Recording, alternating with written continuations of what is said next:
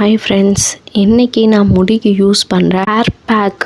இன்றைக்கி இருக்கிற பிஸியான லைஃப்பில் அதிக டென்ஷன், ஒர்க் ப்ரெஷர் நிறைய பேருக்கு இருக்கிற பெரிய ப்ராப்ளம்னு பார்த்தா அது ஹேர் ஃபால் தான். ஸோ அதுக்கு ஒரு ஃபுல் ஸ்டாப் வைக்கலாமா? அதுக்கு தேவையான பொருள்னு பார்த்தா கற்றாழை, மருதாணி, சின்ன வெங்காயம், வெந்தயம், கருவேப்பிலை மட்டும் போதும். இதை எல்லாத்தையும் அரைச்சி ஒரு பேஸ்ட் மாதிரி ரெடி பண்ணிக்கிட்டேன்.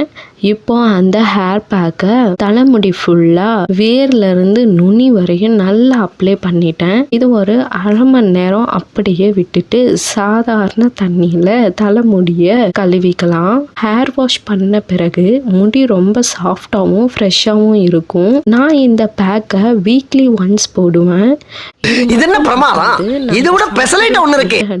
ஆயில் தான் இதோட மெயின் கேரக்டர்ஸ். நெக்ஸ்ட் வீடியோல நான் வீட்லி எப்படி ஹேர் ஆயில் ரெடி பண்றதுன்னு உங்களுக்கு வீடியோ போடுறேன்.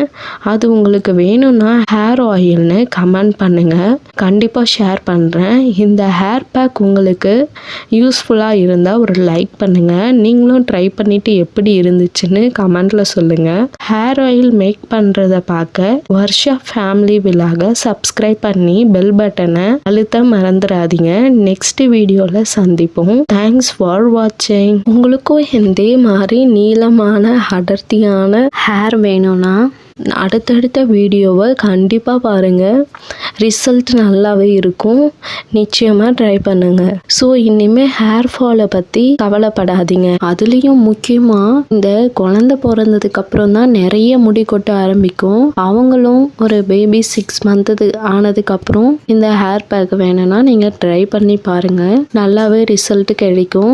எனக்கும் என் பொண்ணு பிறந்ததுக்கப்புறம் நிறைய முடி கொட்டுச்சு. அதுக்கப்புறம் நான் எப்பவும் போல் என்னுடைய ஹேர் கேரை ரொட்டீனை ஃபாலோ பண்ணேன். இப்போ ஹேர் ஃபால் எனக்கு கொட்டுறது நின்றுடுச்சு. நீங்களும் கண்டிப்பாக என்னுடைய hair oil, hair pack and food எல்லாத்தையுமே ஃபாலோ பண்ணுங்க. அப்படியே சப்ஸ்கிரைப் பண்ணி வச்சுக்கோங்க.